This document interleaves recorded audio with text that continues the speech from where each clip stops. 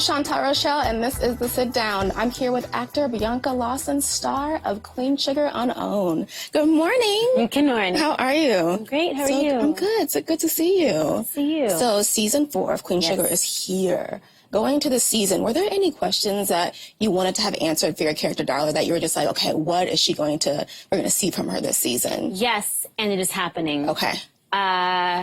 I think we find out in 4:10 or 4:11, so I can't say, but like the very thing that I was like, will this be answered is answered. Okay, so we're going to get there. And it's a major thing. It's major. It's a major So thing. we're going to be like, wow. Okay, so tell us, when we look at Ralph Angel and Darla, where do you stand? Do you want to see them get back together? Like, in your ideal world, what's their future look like?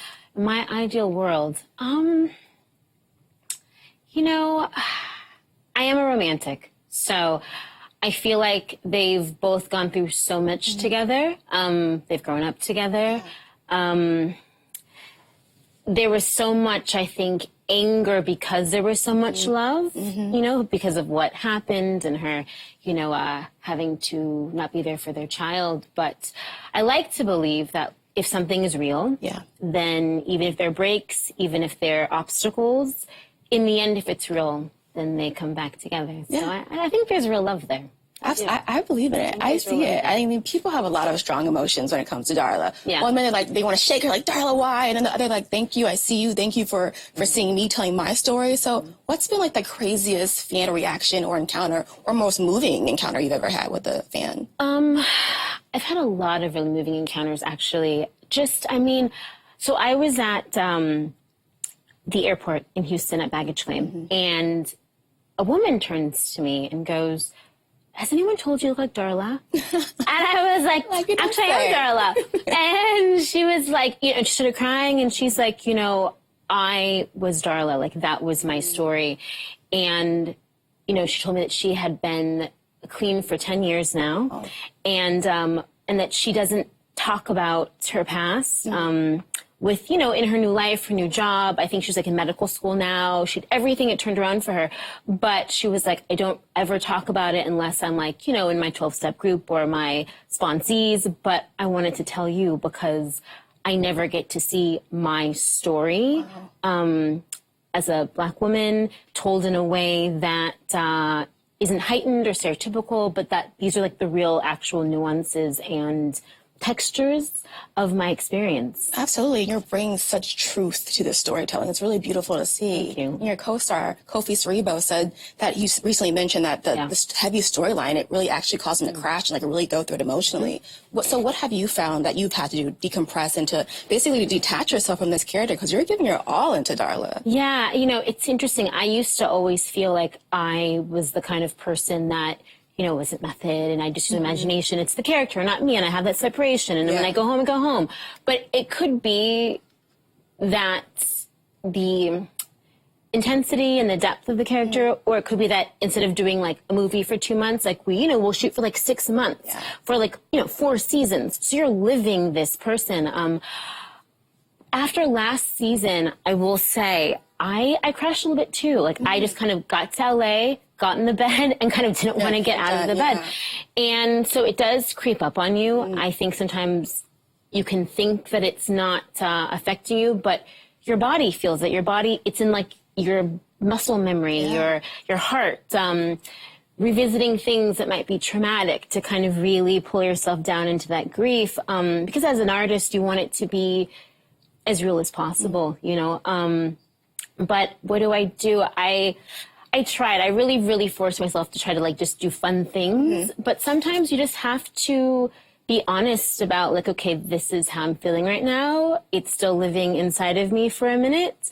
And I'm going to not pretend that it's not and like repress it. Because I think when you try to repress how you truly feel and what you're truly going through, that's when you then crash or get overwhelmed or it comes out in other weird ways. So you let it come to head. You let it, you think through it. Yeah, I tried to be, instead of saying, oh, no, I'm fine, you know, actually be like, you know what? Maybe I do need a little bit of a minute. Maybe I do need to kind of just, you know, decompress and chill and do self-care and say no to some things for a minute while I kind of get my mind out of Darla and into Bianca. There was one of our PAs actually said to me after one scene we shot for this season that hasn't aired yet, we were walking back to the trailers and he goes, does it do something to you to like re-traumatize yourself over and over again? To like really go there over and over again? I was like, you know, I don't think so, but we'll talk in like a year. But I mean, you know, it's also such a gift though to get to play characters like these because you don't always get that. But yeah, I mean, it does stay with you a little bit. Yeah, for sure. And you have amazing support with Ava DuVernay, queen, director, creator of this show. And she's also assembled an all-women directing crew. What's that energy and dynamic like on set compared to other sets you're a part of?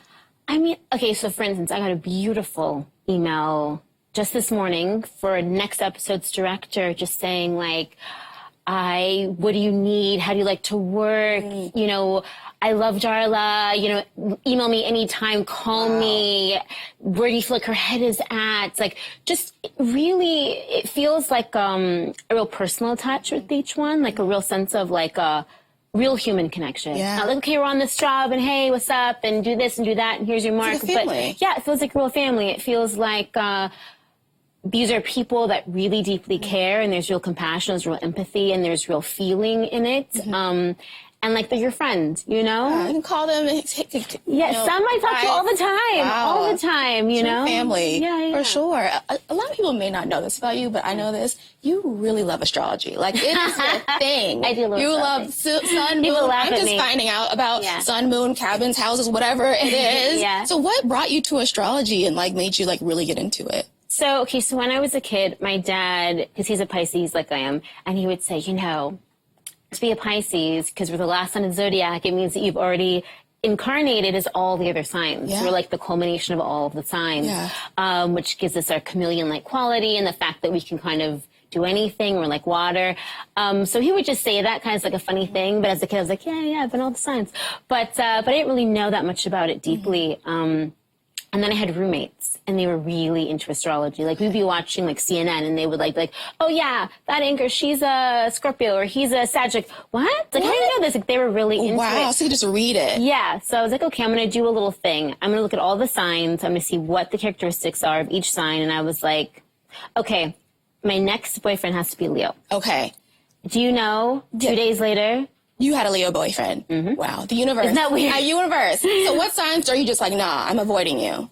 I don't think there's a bad or a good sign. I think it's the person. I think that sun signs are great, but it's your whole chart. You know, it's your rising, it's your moon, it's whatever, you know, your Venus, your Mars, and how that meshes with somebody else. It's a weird thing because on the one hand, I want to say, oh, it's just like a fun hobby, right? But I will read stuff. I will do people's charts, and I'm like, give me your... You read charts too? I do. You're out here. I do.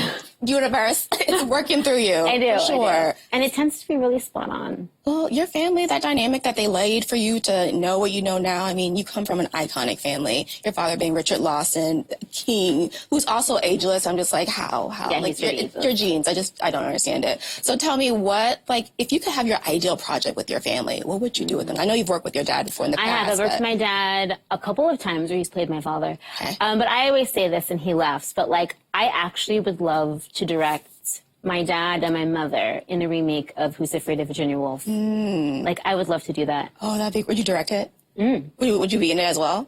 No. Okay, just behind the scenes. Yeah, okay. Just directing them. I love it. Yeah. Okay, yes. Speak it in the universe. Manifest it, let the universe, let it happen. I love it. Yeah. Well, Bianca, thank you so much for sitting down with me today. Congrats on the new season. I love it. Darla's my girl. I'm rooting for her. Thank you. All right, y'all. You can watch season 4 of Queen Sugar on Wednesday nights on OWN. Up next, Alex and Zach.